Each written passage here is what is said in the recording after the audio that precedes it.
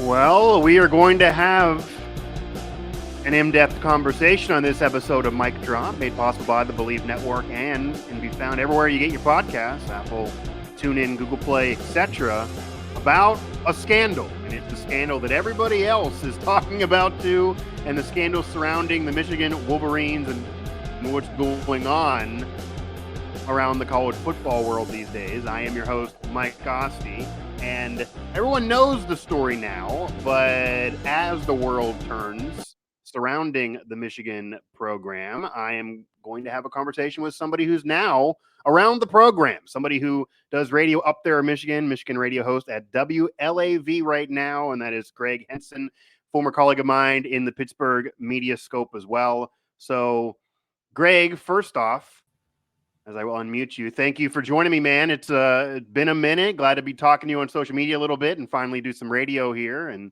maybe get in the future more when you pop back to Pittsburgh. So, well, thank you for the invite, man. I miss Pittsburgh. That's a great town, and I still keep an eye on it just because I grew fond of some of the teams when I was there. So I still watch the Steelers all the time, and still enjoy it. Okay, so maybe we'll do another show some other time about your thoughts on the Steelers and then those teams still. But once you get to Pittsburgh, you always kind of are wrapped in there forever. I hear that all the time from people that do leave, that they just can't stop keeping tabs on it because you get wrapped somehow, and even if you float into Pittsburgh for a brief moment there. So yeah, for sure. And our off-air conversation about Pittsburgh probably will be just as entertaining as this would be for anyone if anyone else ever hears that. But that's just for us right now. Gregg Henson, again, Michigan radio host from WLAV, we're going to talk the Michigan scandal here on Mic Drop.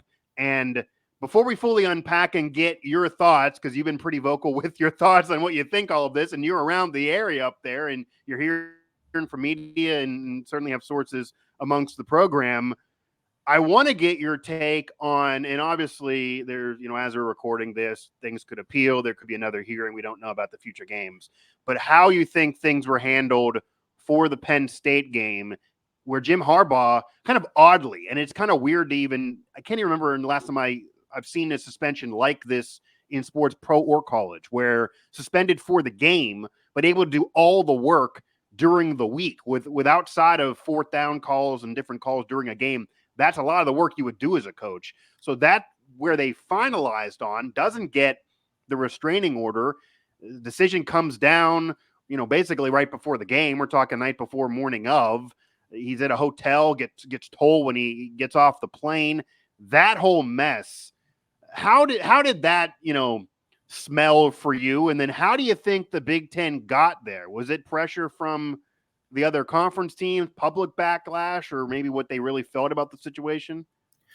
Well, I think it was handled terribly. And if Jim Harbaugh did something wrong, he should be suspended. At this point, there's no evidence he knew or was involved. And in the years I've known Jim Harbaugh, since he returned to Michigan in 2014, I find him to be a man of high integrity and high character. I know how he was raised. I know his parents.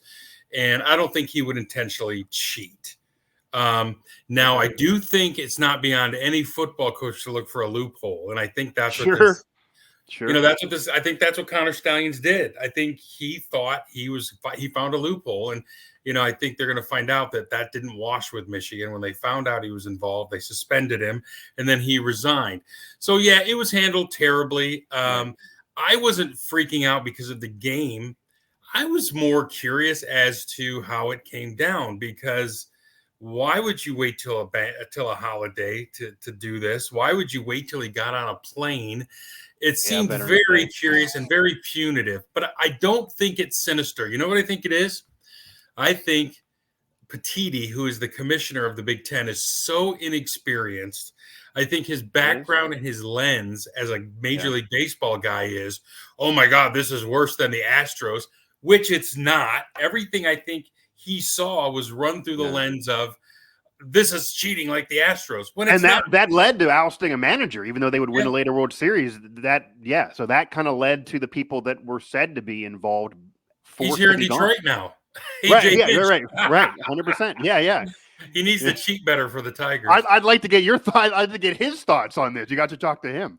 Well, and I think so. I think Petitti is very naive. I think that to be honest, I don't know that he survives this. I don't know how you can do what you've done to your 1 and 1B brand in the conference. And I'm with you on Harbaugh suspension. That doesn't bother me as much as because he's here during the week. The head coach's job is largely done on game day. The coordinators are calling plays. I mean, he obviously has oversight on everything, but you know how that goes. He can even tell them this situation, do this, this fourth down call, do this. This is what I would do, and like wink, wink, do that. Like yeah. So that wasn't as big a deal to me. I think Lee Corso said it on game day. He said, "Look, the only reason they'll miss Harbaugh is because he can work the refs, unlike Sharon Moore, who the refs will tell to stifle it." But overall, I think that was the thing that most annoyed me. I wasn't worried about Michigan beating Penn State, no offense, but anytime James Franklin's involved, you got yourself a big advantage. We may get to your thoughts on James Franklin before this is up, but So anyway, I think, it was handled terribly. I think they got to get to the bottom of it. And ultimately, in the end, as you've seen me say on social media, this is largely laughable. Michigan's going to get a slap on the wrist. And they're gonna wag their finger at him and say, "Bad Michigan, bad. Give us money and ever do it again." That's kind of where they land a lot of the time. Although there are sort of examples of the NCAA or even in college sports of stiff punishments that they've even admitted they regret, like the SMU thing. Right. You watch that documentary. There's guys with the NCAA that are in there now saying we would never do that again. That was wrong. We basically killed a program for 30 plus years.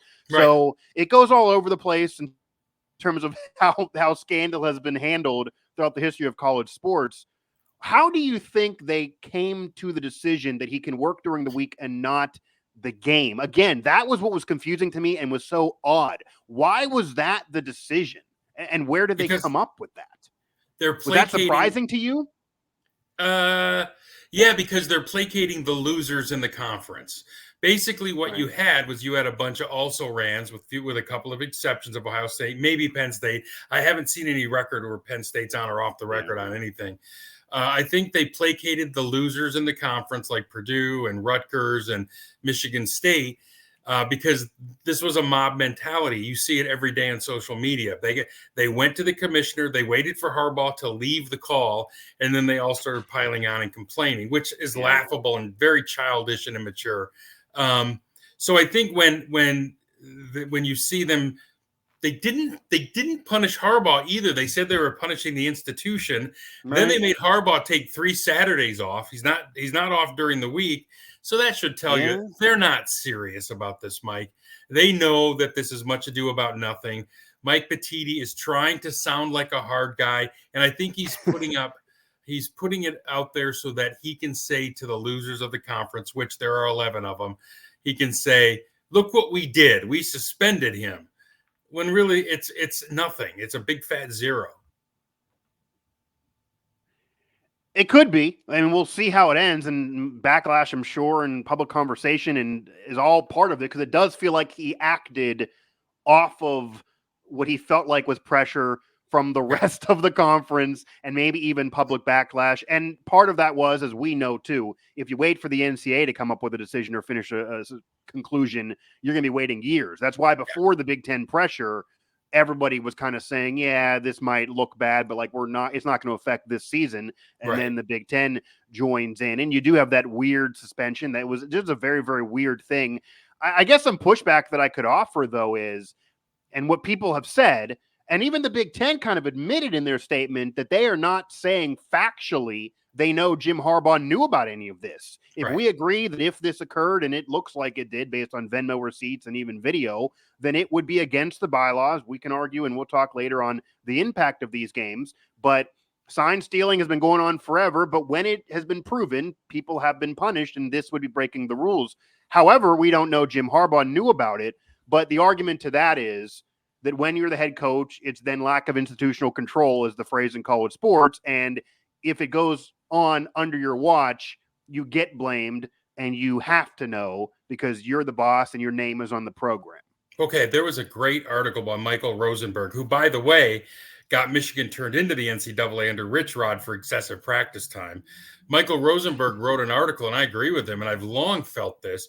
The coach can't know everything that's going on. Connor Stallions was running a rogue ring, and he was a nutty super fan that Michigan hired. Look, here's what Harbaugh does well, too. He hires these guys who are borderline genius, like Connor Stallions and Matt Weiss, the coach who was fired in January, are literally genius memory guys. Like they have photographic memories. Right. They're not allowed. I promise you, they would not be allowed in any Vegas casino because they have these photographic memories. And Connor Stallion, that might be where he is now since he got some free time. Well, you know, that's the thing is I think he wanted to be the first. He wrote this in his manifesto. He wanted to be the first guy to use analytics and recruiting to be the next head coach of Michigan without any football experience. So I think he was running a rogue operation. I don't know. We don't know about the Venmo receipts and what they were for. That's speculation. I mean, sure.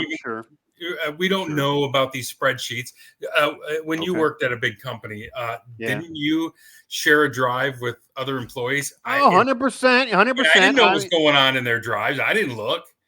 I mean, and maybe you'd be curious and venture over there, but yeah, it would be 100%. There's big drives. Everyone's sharing things. However, there's ways to also make what you have in there and what you share private. And then Venmo, you can make what you send private. That wasn't done. But he did have them private. No coaches accessed his files. The only people who could access his files on the Google Drive were people who gave the password to. And him sending randos to a game to record is technically not against the bylaw. It's a big flick of the bird to the bylaw, and to the spirit of the bylaw. But I don't know that can ultimately come back on Harbaugh. And the other thing is yesterday, John Harbaugh in his press conference said, "Hey, they've checked Jim's computers and he came through with flying colors." So I'm just I didn't just see John's being asked about this. That's crazy. Yeah, he was asked yesterday. Check that quote out when we're done. And he said, "Hey, they took his phone, they took his computer, and he passed with flying colors." I'm just telling you, knowing Harbaugh, I don't think he would willingly cheat. He's not wired that way. He wouldn't jump his contract with the Niners to go to Michigan until he got fired. He's on the record. He's never broken a contract in his career. He's never jumped a contract. He's a guy who, if you know his dad, if you know him and his brother, they were raised to do the right things. And I've never really seen it where he is a guy who's willingly going off the rails. So I'm very much counting on what I know about Jim as a human being. So to know that he's not out there going, "Hey, Connor, get a bunch of your dopes to sit behind Ohio State's bench and record stuff." Stallions did that on his own, and that's what's going to come out. But then again, if Harbaugh has to have some culpability, then I don't care about the suspension. If you want to suspend him, that's fine. You can. Because, yes, the buck has to stop somewhere. But I think that's what I mean. Right. Yeah. But I think it's a misnomer that coaches know everything. I'll give you another example. I don't think they know everything either, but I think the buck stops with the head coach is the argument. Yeah. Well, go ahead. It's just, I'll tell you, from 1998 till about 2015, I was on Michigan's sideline for every game. Okay. Do you think Lloyd Carr knew I was standing there? He had no clue I was standing on his sideline, and I was a credentialed media member. So it's a real misnomer to act like you're supposed to know everything. Like the whole thing with Central Michigan, I don't know if that was Connor Stallions. It looked like it. That looks weird, and like he put his head down the minute the camera panned over and there. How did he get down there or without anyone knowing? They gave him a pass. They're what they're doing is they're trying to kneel on the ball and run out the clock up there. But we'll find out if he was on the sidelines. But ultimately, every coach can't know. Well, that's all. Yeah, they cannot. Although, again, it is their names on the program. But I mean, that whole thing with if that is him and it does again look like him that he was on the Central Michigan sideline. We've all been on sidelines and had credentials before. That if true, and if he went there rogue, then obviously an SID or somebody that's working for Central Michigan gotta go, because he had to acquire a credential in some respect. The other option is he physically assaulted somebody and managed to steal their credential, because a lot of credentials these days don't have our names on them. So if somebody jumps me going into the press box, then they could have it and potentially go down there, because but that's the only other option unless somebody approved him. Or somebody got a credential and then gave it to him. Or gave it to, which then would get that person in trouble too. Right. You can't be doing that, obviously. Whether that happened or not, they'll concoct that.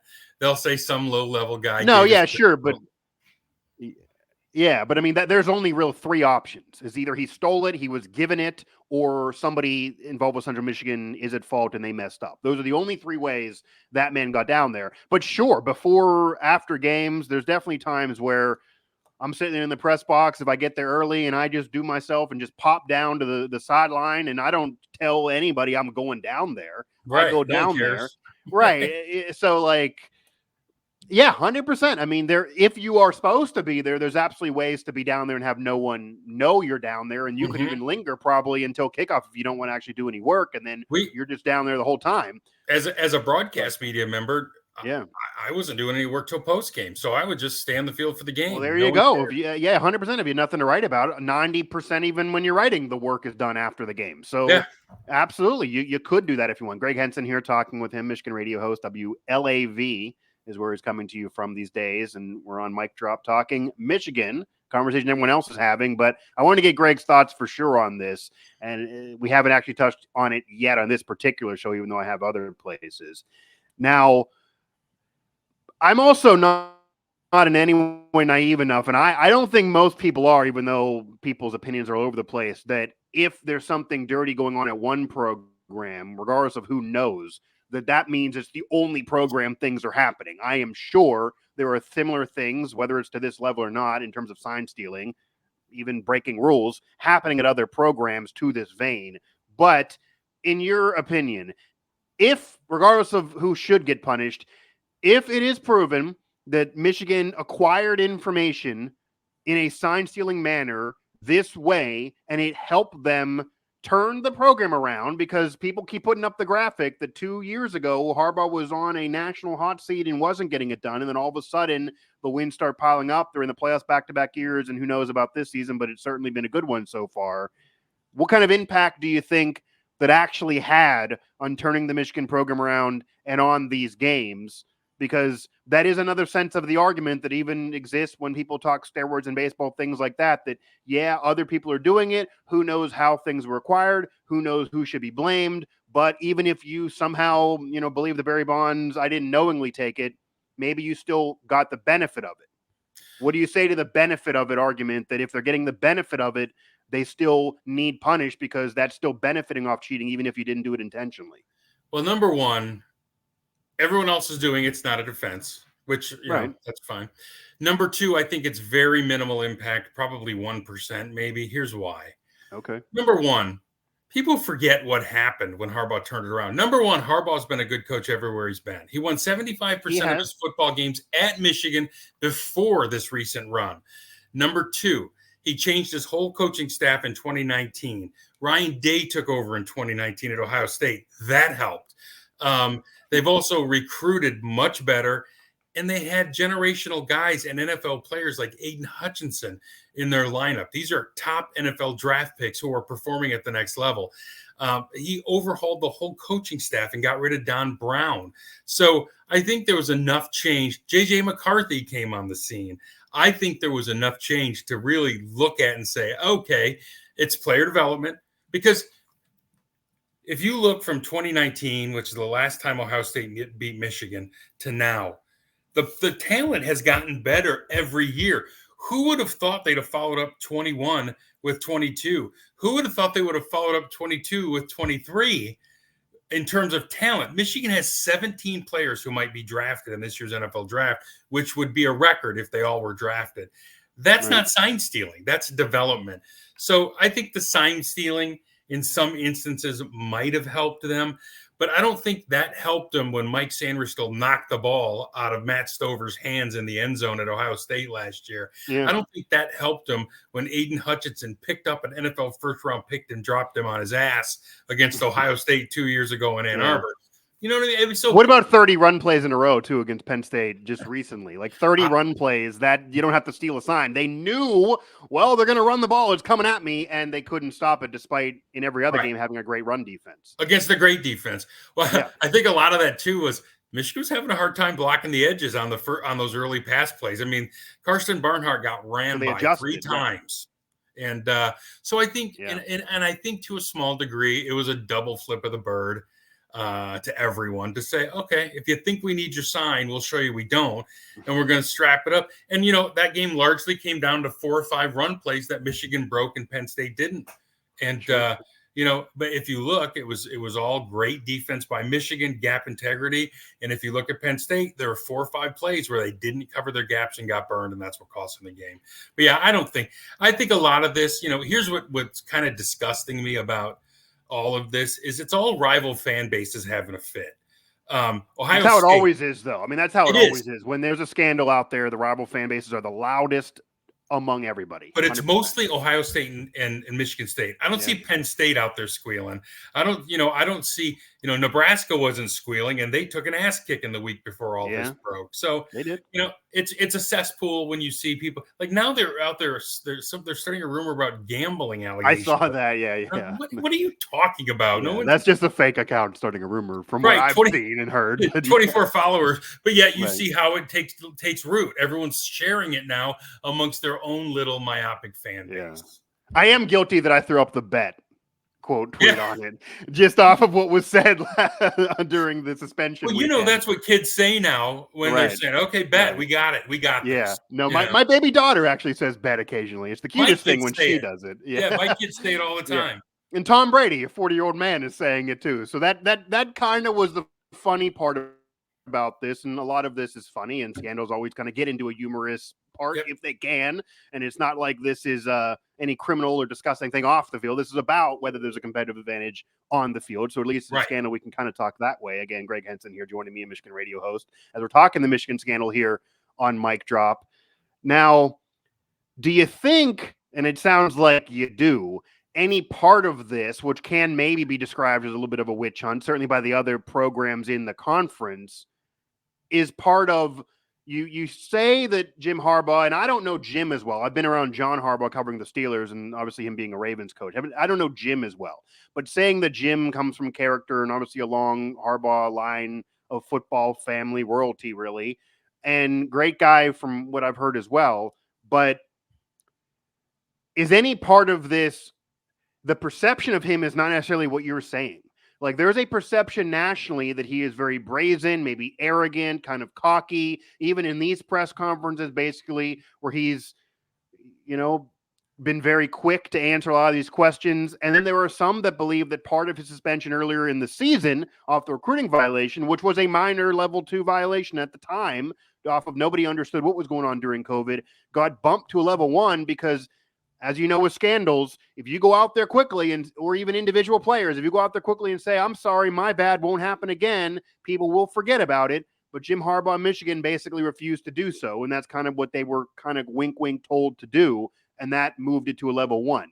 Do you believe that's part of this at all? That there is a Michigan and Jim Harbaugh will not do the normal scandal thing of, we're sorry, we're going to self-impose ourselves for a few games. So because of that refusal, whether it be the NCAA or now the Big Ten off pressure, is saying, we're going to try to embarrass you because you won't play our game? Well, number one, Jim Harbaugh is weird. I can't tell you he's not an odd bird. But the one thing everyone there will tell you is Jim Harbaugh is a man of great integrity, but he's weird as hell.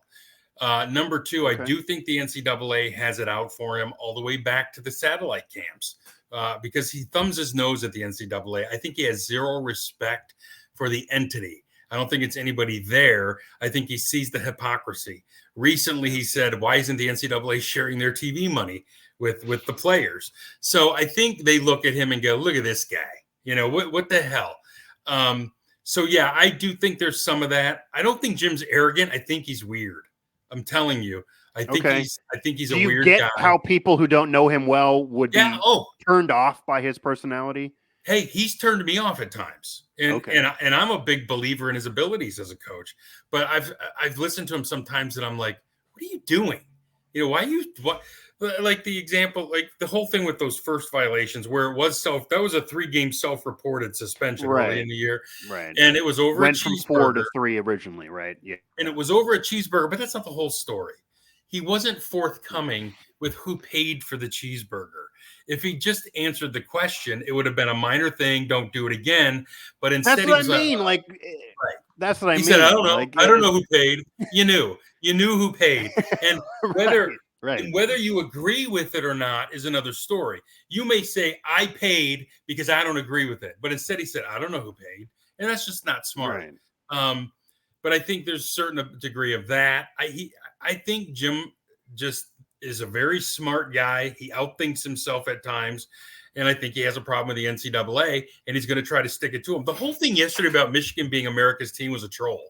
He's just saying, shut up, get lost. That was kind of tongue in cheek a little bit, but yeah, people went wild. The national media went wild with that. That was the main coverage when he said that. I know, it's crazy. And people, and I had some fun with it on my own show. He's Captain America now, as far as I'm concerned. But I mean, I think Jim's been around the game long enough to know grift when he sees it. And I think he sees the NCAA as a grift. I really do. And the weirdest thing, Greg, I think that's a universal opinion, even from the people that hate Harbaugh and hate Michigan. I think most people out there, no matter what program they're rooting for, feels like the NCAA is this kind of cult-like weird mafia institution that had a lot of power back in the day that they abused, and now doesn't really have as much power because, as we're seeing, they just are taking forever, and then the Big Ten comes out there and suspends, and the NCAA now looks like nationally, like, what are you really in charge of if people can step on your toes? So now the NCAA is kind of getting embarrassed in this new world of the portal and NIL, and now conferences doing what they want with realignment more so than ever before. But prior, the NCAA was that iron fist that no one really liked. It's kind of the perception of Roger Goodell in the NFL too, that some think he's abusing power, some think he doesn't have enough of it and kind of gets made a joke out of. So you have all of that exist, and then there are people that are flipping the opinion on Harbaugh and Michigan, even though he's kind of saying the same thing. That's interesting to me too.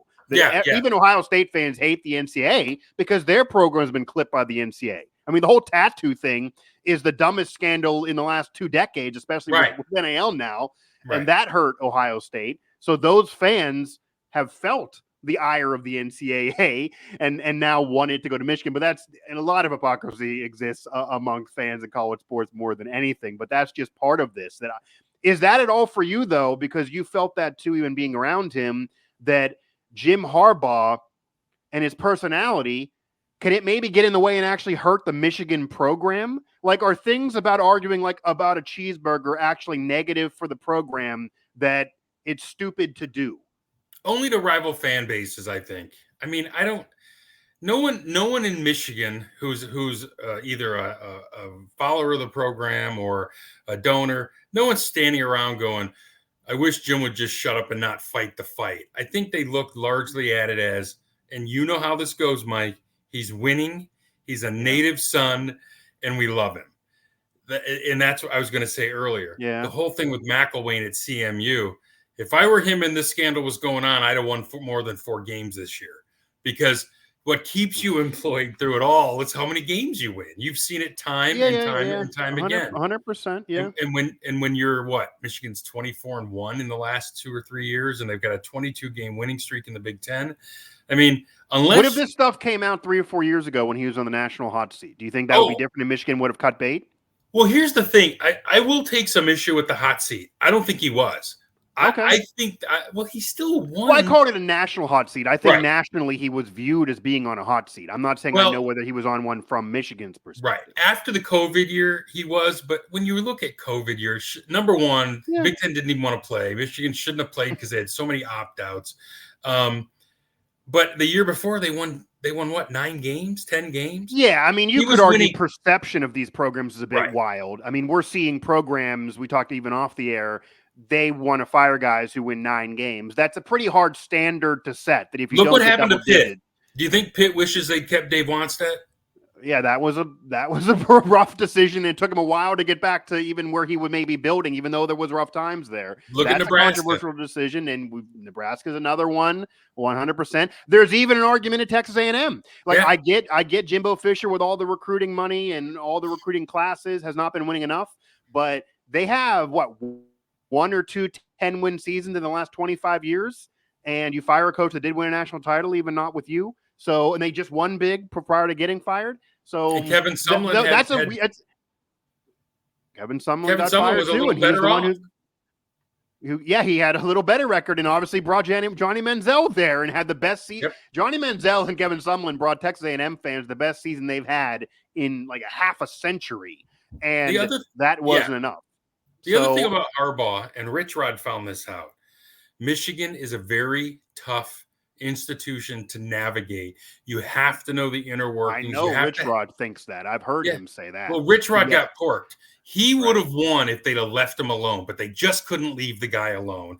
Yeah. And it was underhanded and gross. Michigan's administration and the Board of Regents and the athletic directors can be very gross. That's why the coaches that win are strong coaches. Bo Schembechler, Lloyd Carr, and Jim Harbaugh. They all have that gravitas that it takes to navigate, because at one point when Bo Schembechler was just hired, if it hadn't been for Bo and the athletic director, there were those in the administration who wanted to get rid of football. This was in the 70s. So the university is arrogant. It's weird. That's wild to even hear. It is. Michigan. It's just a weird university. They care. There are many there who don't want football to be the front door to the university, and it's always been a problem. And that's why you need a strong head coach, and that's why I think Harbaugh can be there as long as he wants. And in the process, he better get somebody ready to replace himself down the road, because it'll take that type of guy to get it done. Harbaugh would be hard to fire, just because of the roots that run deep for him at Michigan. Yeah, and while they're winning for sure and in the playoff, and even with the TCU loss, you're still in the playoff. That's why I did ask so you don't think this would all be different because of his roots. If this news broke, I'll even compromise with you. What if this news broke 3 or 4 years ago? Say it was even right before the COVID year, which you can give him as a mulligan, and he just wasn't winning enough. Even though he was getting in bowls, it was not the Michigan standard of anything close to what they wanted. If it came out with all of this, would the program still be with him as much as they are now, or is it because they believe he can win national title? I don't think they'd be as galvanized, just because he did have his detractors going. The fan base wouldn't be, I don't think. From what I'm seeing, I think there would be more of a split amongst the fans. A lot of people forget how bad a shape the program was left in by Brady Hoke. It was in bad shape. That's fair. That's fair. And then he won 10 games in year one. He was winning 75% of his games before this run. It would be very, very hard to fire Jim Harbaugh for winning 75% of his games. Now, I get it. I understand. He wasn't winning the big games, though, because you know how schedules are built. Just like he was James winning. Franklin Basically prior to these past 2 years, he would have had the James Franklin resume. Yep. Where he was winning a lot of games, but once they played the big boys, he wasn't able to win, and he wasn't even competing in some of those games. And like Franklin's benefiting the hardest out of conference games, West Virginia, that Franklin put on the schedule. So if you're and Michigan's out of conference schedule is pretty easy too. So if you're going to put that schedule up there and then you win 75% but no big games, that's where the fan base, I think, was screaming, how can you make me trust this is a national championship, let alone what we want? Two things. Prior to this run, the non-conference included Washington, Notre Dame, and a Power Five. It was always one good Power Five and two patsies. That's what it has been forever. And I think every team has that formula, right? We're not going on the road. Normally, not now in Michigan. Oh, they don't have that this year. The last 2 years, though, they had UCLA and on the schedule, and somehow it got canceled. There are varying rumors. But normally that's the ideal schedule. Yeah, that's what Brent Baker, West Virginia, has complained about, that the Mountaineers have 2 Power Fives. Like, why are we doing that? Right. Nobody else does it. Yes, that is the there's ideal nothing to be gained. conference schedule. No. With a 4-game playoff, there's nothing to be gained. 100%. And it was funny because for many, many years, for 20 solid years, half the time Michigan's national title hopes were over if they lost to Notre Dame in the first or second game of the year. But I don't. Here's what I think. I'll compromise with you. I think Harbaugh might have left prior to this run. Okay, I was going to get there in a moment. I think he would have been like, the hell with it. Because he was getting offers every year, even when they weren't winning. And he still does, and he'll get them this year. Right. But I think in 19, he would have just said, I'm not doing this. My contract's up, because he had an initial 7-year contract. I'm not going to do this. I'm just going to go. Okay. Now I think he's dug in. I think he's planning to stay. I think that extension's coming. I don't know what's holding it up. But I'll compromise and say I think he might have said to hell with it. Okay. Before this. Yeah, Gregg Henson here, Michigan radio host at WLAV. Mic drop here, made possible by the Believe Network and found everywhere you get your podcasts. Mike Asti. We're talking Michigan scandal, and we're getting a little bit to Franklin before I close up shop here. But I do also want to get your thoughts on the other part of this, and this is because it's not happening 2 or 3 years ago. It is happening when Michigan is a national contender. This is happening when Michigan is very much looking like they're a playoff team. And really, based on what we've seen the playoff committee do, they probably have an argument, even if they would lose to Ohio State, of still getting in the playoff. We've seen that before. But Michigan's been in the last couple years. They certainly want to get over the hump and get back in the national title game. But this year, they're right now in the driver's seat that if they keep winning out, there's really no way to avoid them being in based on what's going on the field. But there is an argument that some are making that because of all of this, they should not be allowed to be part of the playoff. They should be taken out. And I've certainly made that's a guilty until proven innocent argument, but our society wants to do that a lot. And Heather Dinich and Paul Feinbaum and others have been screaming the point that if they're bowl eligible, they will still be able to be voted on. And if they're in the top 4 in a ranking, they're going to be in regardless of what comes out, even if it comes out that Jim Harbaugh knew directly and just threw up the middle finger.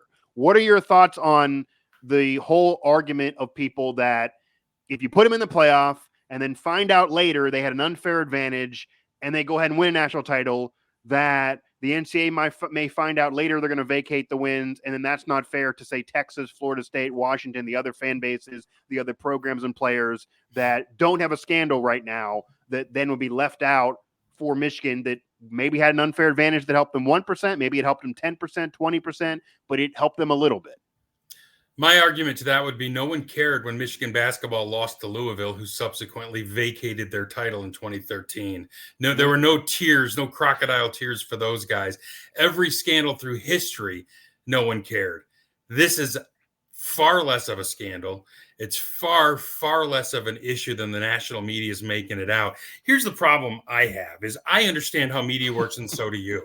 And you know Paul Feinbaum's About Face, which is one of the more dramatic about faces I've ever seen, is largely done to prop up his show's ratings and ESPN clicks. Michigan is a click machine, and I can tell you that. That's why I don't write about him on my blog anymore, because it's like stealing money. I mean, I was going to say, you don't want the clicks? No, look, I want them, but I feel like it's trolling and it's easy money.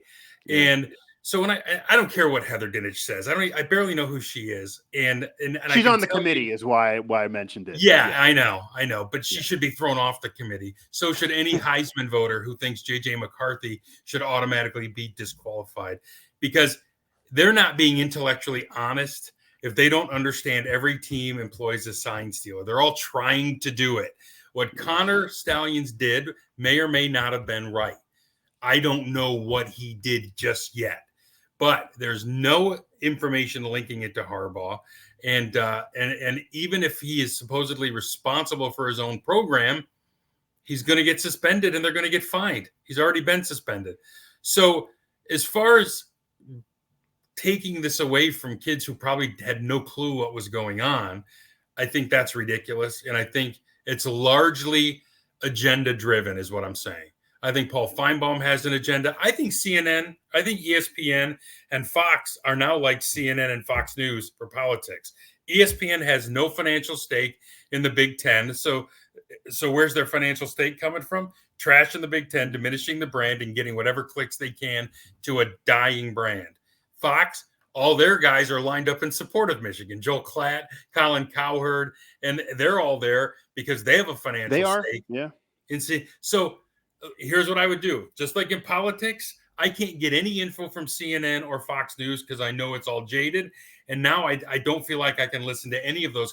I used to take everything Joel Klatt had said as gospel. I enjoy his work. I think he's smart. I think he thinks things out. But I also know he's got a financial stake as an employee of Fox in seeing the Big Ten involved. So I mean, that's a whole, I don't disagree, but that's a whole rant for almost another day. But I've been saying for years that the issue is never going to be a change of any of those people, political sports. That's just how it's going to be. But people need to consume media intelligently.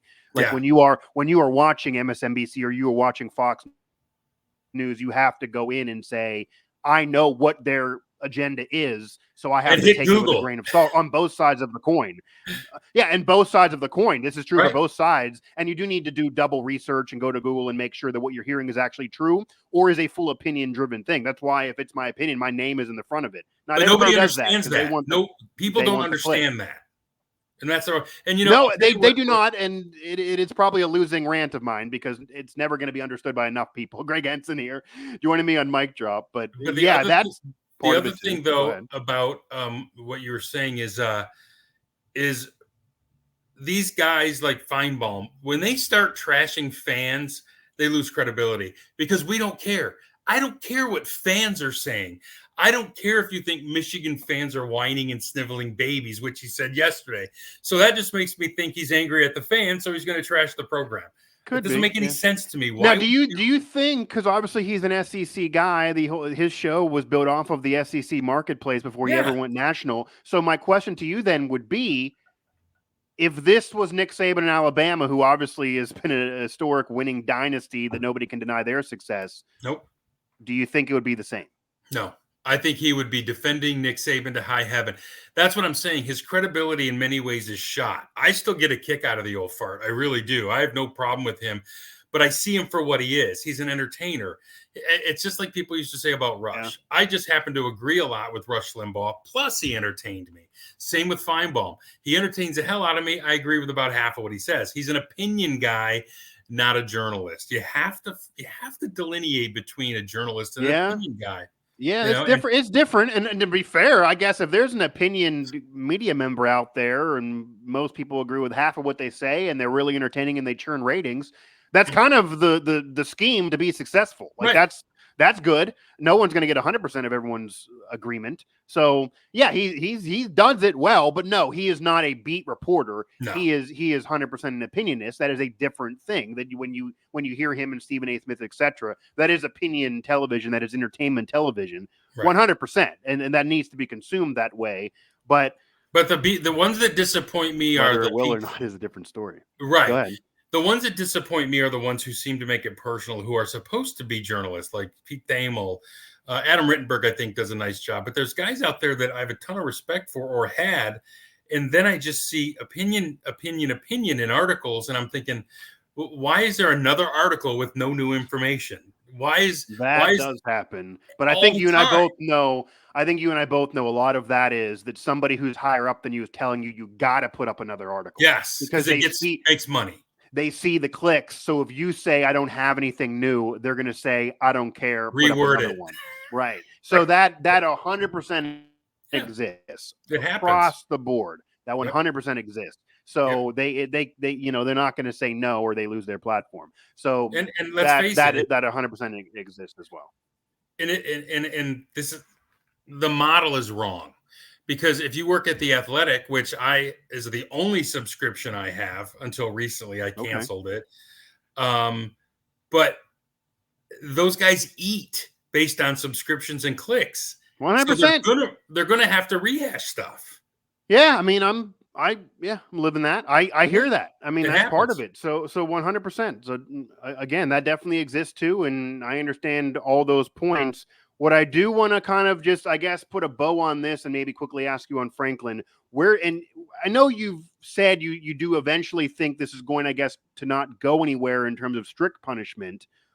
My question then would be why? Because we're seeing so much public backlash, and you agree that public backlash can create punishment that maybe isn't warranted to that level. And number two, where do you think we go from here overall in college football? And that question is partly driven by, does this uncover other things at other programs? Because there are now rumors that Michigan is trying to, throw some dirt on other programs. And number two, and I'll tell you, Neil Brown has said this directly in one of his press conferences recently. The NFL has technology and helmets. We want to be the NFL. We have tons of money. We're doing expansion. Some of these conferences are like the NFL, Big Ten more than ever.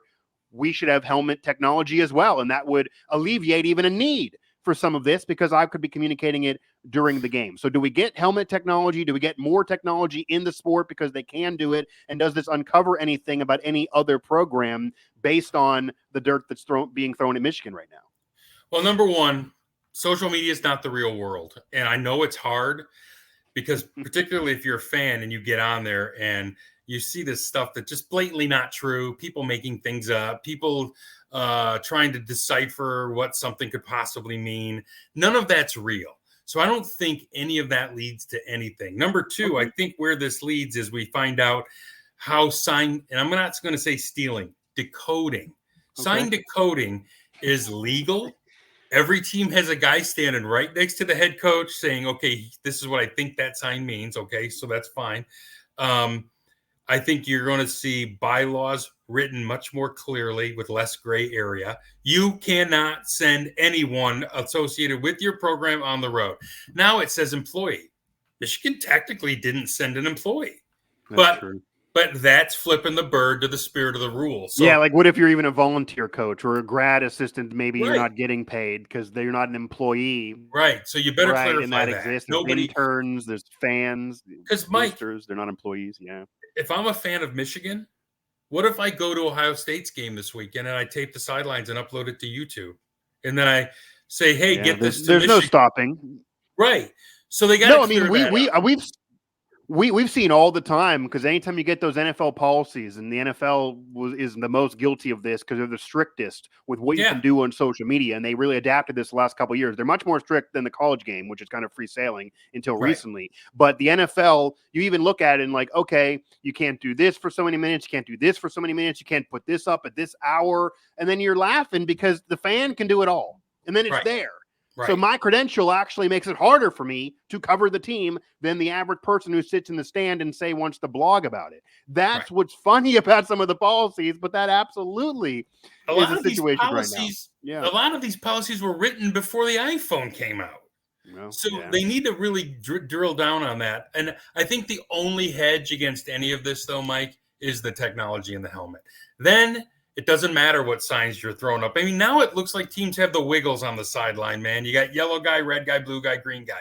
You know, just talk to the quarterback in the helmet. What's going on in Maryland? Right. What are we even doing? Yeah. Well, do you think we get there? Do you think we get there? Because that's been voted down before. Sooner rather than later after this. I think. If they don't, they're just as idiotic as you would think they would be. Yeah, I really don't see an argument against doing it. And it has been voted down before, but I don't really see an argument against doing it, because the NFL is doing it. So if everyone knows you have the money and the technology exists, 10 years ago, you could say, well, we're not sure if it can work. It might be faulty. No, it's working every week in the National Football League. So you know what, Mike? Yeah, I don't get how that can be argued against. If they get technology, you know what that means? Harbaugh wins again. In a way, yes, 100%. I'm not going to go as far as to say this is part of his master plan. But, I mean, if they get technology, Jim's just going to smile and say, well, ultimately it worked out. Yeah, I mean, he'll be smarmy like that. Yes, he will. In that perspective, and again, you got to stop yourself throwing too much dirt, because you don't know when you're involved. This is also what I've said, that jumping the gun and wanting any institution to be punished before due process is done with the guilty until proven innocent thing, you better want that for your program too. So every program under the sun has had some scandal, whether we know about it or not. Some the NCAA throws under the rug, some they throw out there in the public eye. So when your program steps in the mud that everybody is stepping in at some point or another at all degrees, you're going to need to want that too, or then you're a hypocrite. And that is right now what it seems like some want at the Michigan program. Do you think this leads, whether it be a big punishment or not, whether Michigan wins the national title or not, and maybe that's part of this, do you think this leads to Jim Harbaugh saying, okay, this went on, I'm glad Michigan supported me, we did this on the field, I feel more comfortable about the Michigan program than I would have a couple years ago when I was turning down jobs, but the Raiders are offering me big money and full control, this team's offering me big money and full control, I don't want to deal with the NCAA, the Big Ten headache anymore, and I'm going to go?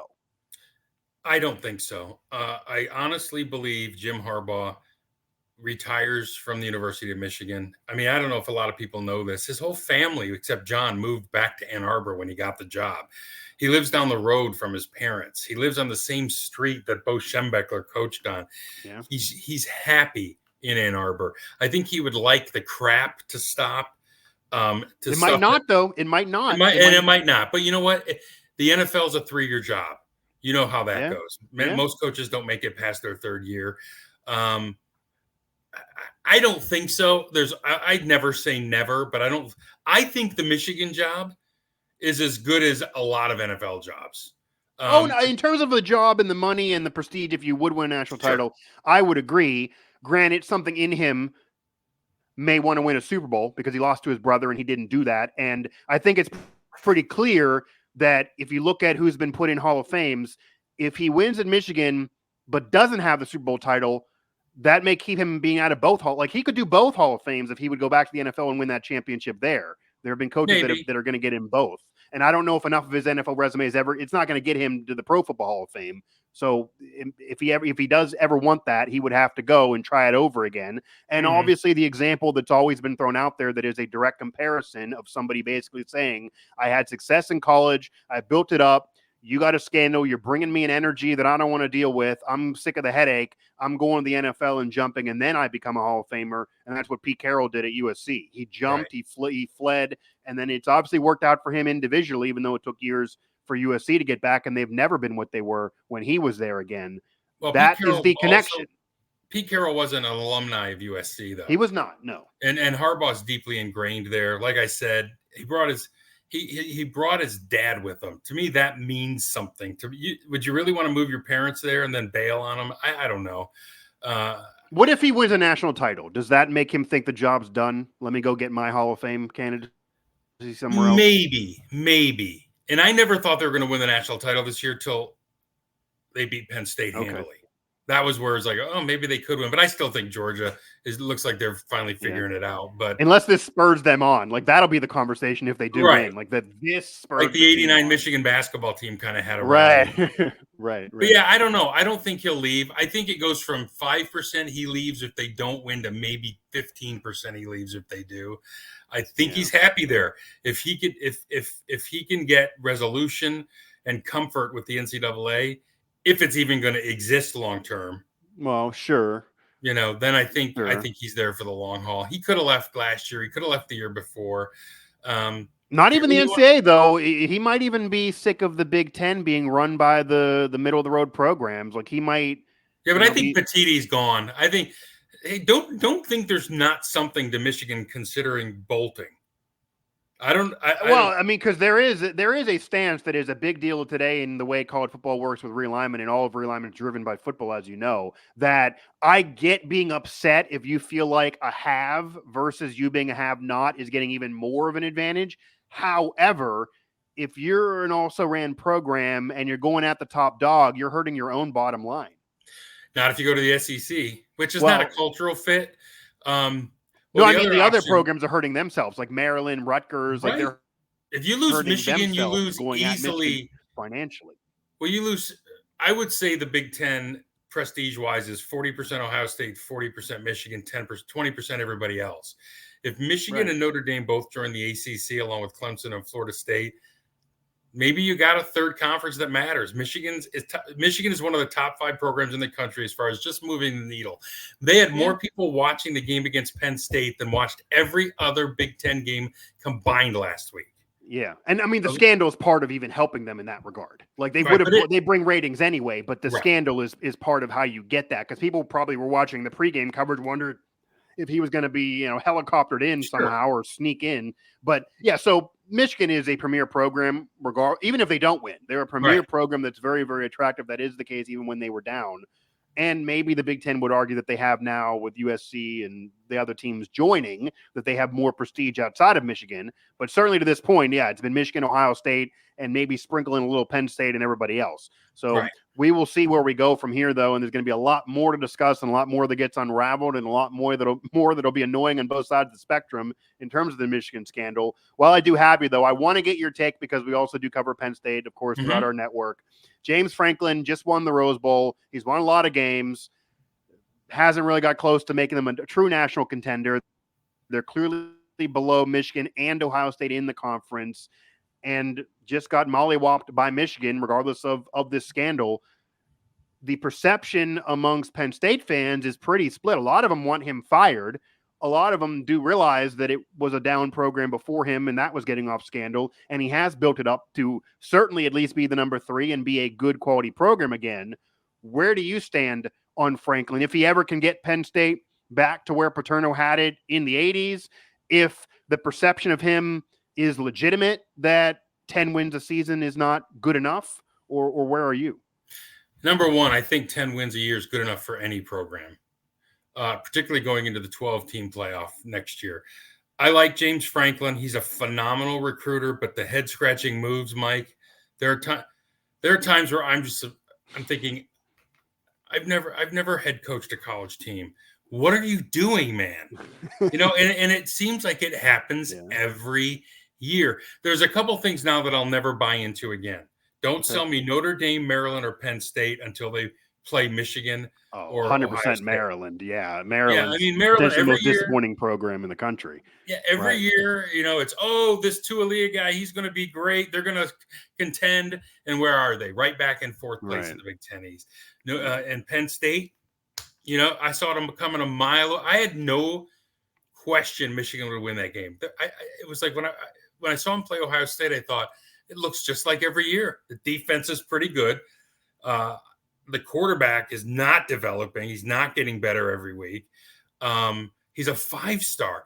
I mean, the recruiting is there. They're a top 15 recruiting team every year. Every year. And the argument before, even in the Rose Bowl year, was they didn't have talent at quarterback. They were winning in spite of quarterback play. Now they have a 5-star QB, and it's the same.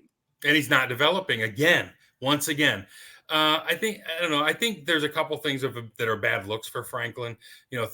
Firing your offensive coordinator when you're the number 2 offense in the Big Ten, weird, especially because of one game. Because of one game is what happened. Yeah. And not just that, is you're the one who said go for 2 twice and chased points. It wasn't his fault. And your quarterback is young. He's not progressing as quickly as you would like, obviously. But, you're going to have a nice year this year. They're going to go 10-2. Win their bowl game probably. But I get it. Michigan was in the same boat 3 years ago. So maybe Franklin needs to steal some signs. He needs to do something there. And he's had some comments about, facilities and money he wants put in certain places. But he's recruiting. He is winning 10 games a year now. You look at those schedules, it's almost a lock to win 9 or 10 games at minimum most of those years. But what happens next year? You can't get over the rivals. It'll be different next year for sure. And the out-of-conference schedule for Penn State is not that great either. The West Virginia win actually looks better than anybody thought it was going to. We'll see about next year. But, it's going to be tougher as the conference expands for sure. And they might deal with other programs that can recruit nationally, not just Michigan and Ohio State, who have always been above them. But it is a really high bar and a standard to set that if you are 10 wins a year bowl champion, that is not good enough. Because it's been a long time since Joe Paterno won a national title for Penn State as well before that happened. So that's the standard you're holding James Franklin to. But I think the issue also exists this little bit this year, I will tell you from the Penn State fan base. The fact that it was the Rose Bowl calmed it down a little bit. True. They still had 10 wins and lost to the rivals, but they only had the one Rose Bowl championship prior to last year with Paterno. That's the elusive thing that they wanted to grab. They beat a quality program to get it. So because they had the ability and it wasn't part of the playoff and all of that, that was something they could have a parade for. They can't do that with the Rose Bowl this year. A 10-win season is going to be a bowl game they do not care about, even if it's New Year's 6. And the big problem also is it's tough when people say, well, you're third in your own division. That, the rival quips suck, because that's what they would say about Michigan. I'm like, well, they won 10 games. That's pretty damn good. Well, in the division stack with the 3 best teams of the conference, but I think part of that'll be fixed in that perception once they get rid of divisions. Right. So you won't have that anymore. The division, you won't have a Purdue playing for the Big Ten title any longer. Or Iowa this year. Right. Like if they are not legitimately one of the top 2 teams, they will not be there. And that's the way of most conferences now going into the future. The Big 12 has been doing it for a while, really. The main thing they did right before you were, Mark. So that, I think, will alleviate a little bit of that there will be no more of that. And if they somehow beat Michigan or Ohio State, but not both of them, and USC stays down and Oregon stays, not up to where they want to be, maybe they can squeeze in the Big Ten title game. Maybe they only need to beat one of them moving forward because the division situation won't exist. So There are we will very see few, what happens, but it yeah, won't be easier.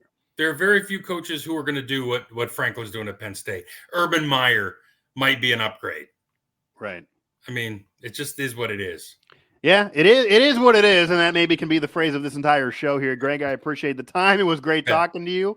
Definitely have to connect with you next time you're around Pittsburgh, and I'll let you know if I'm ever up there in Michigan. So I appreciate it for sure. All right. Thanks, Mike. Absolutely. Gregg Henson does radio up there in Michigan at WLAV, formerly of Pittsburgh Media. And his takes are always hot, so you may not agree with everything he says, and he's not going to hold back. And yeah, I'm not saying he's a Michigan guy. He's not a Michigan fan in particular of that program, but he is a Michigan media member, Michigan radio host up there at WLAV. So maybe you argue there's some bias involved, but I do think a lot of what he had to say holds merit for sure. And I think no matter what your opinions are, we are venturing into that witch hunt. There are programs that should not want the top dog to be screwed over and to have that top dog be screwed financially, etc., and maybe want to leave the conference. That does not help you. That is not in your vested interest if you are a Maryland, Rutgers, Nebraska, etc., moving on in the future of conference realignment. I do think that TD is acting off of the public pressure and the pressure of the rest of the conference. And you can't do that when you're a leader. You need to act what is right and what you know. And I've always been the guy of innocent until proven guilty in general, and not the way society has moved to guilty until proven innocent. And yeah, you can say due process is a legal term, but if we get to a situation where you learn something didn't happen that you believe did, or we learn more information and maybe other programs are doing the same thing, you just got to finish an investigation before you throw a punishment, because you can't go back. If you punish unjustly and then years later you say, I wouldn't have done that, it shouldn't have been that strict, you can't go back and then hand them a national title. No, they earn it on the field, and there's been sign stealing in the history of sports. So this seemingly is a situation where Michigan broke some rules. Michigan should be punished. Harbaugh should be punished. You can maybe take him out of coaching in the national title game or the playoff if you want to go beyond what's there now, or the Big Ten title, and say the wins don't count for him. If you want to do that, that's fine. But for the players at Michigan, how much were they benefiting? Sign stealing has always existed. It has always existed in sports, from baseball, where it's been really prevalent, of course, to football or wherever else. And it's not 100% help by any means. I mean, 30 straight run plays, that's not sign stealing. That's being better than you. So Michigan maybe is aided 1%, but these players were not involved in doing this. They didn't certainly sit on the sideline of an opponent like Connor Stallions may have done. So taking them out of it, no. Unless they're somehow not bowl eligible, they're going to get votes. If they win out, they're going to be there. Even if they lose, depending on how things fall, they have an argument, but they really got to win out now. They're not going to get benefits of the doubt. And if you want to say America's team, it's only because they're polarizing. When the Cowboys were America's team, that was because they were very polarizing, and they were always talked about when they were winning in the 70s to the early 90s. Same thing here. Winning, polarizing, talked about. That's Michigan. So maybe they really are America's team, even though certainly a lot of America not rooting for the Michigan Wolverines. Again, thanks to Gregg Henson there of WLAV, a Michigan radio host and former colleague of mine in Pittsburgh. You get this podcast everywhere you can get any podcast, of course, here throughout the Believe network, and also Google Play, Apple Podcasts, TuneIn, etc. And scroll the directory. You'll get a lot more that has nothing to do with Michigan. If you want to hear that conversation as well about the Steelers, whatever else is going on throughout the Pittsburgh sports scene or beyond, it's all there on the Mic Drop page here on Believe. And also, again, searching Mic Drop in any of your podcast directories, or search my name. It should come up there as well. Follow Greg on social, and also find myself, of course, bottom of the screen at Mike Asti 11 on social. So the Michigan scandal, it's never going to die out. I do think something more strict than what Greg thinks is going to go down, whether fair or unfair. This is fully off backlash and pressure to get where we are. Nobody really knows what's going on, how much advantage exists. We also really don't know. It's a mess. It's fun to talk about, though. It's fun for us in media. That was a fun conversation with Greg. So I'm glad these things happen to be able to make shows like this possible. And another chapter, and as the world turns for the Michigan Wolverines, I'm sure will roll on in the weeks to come.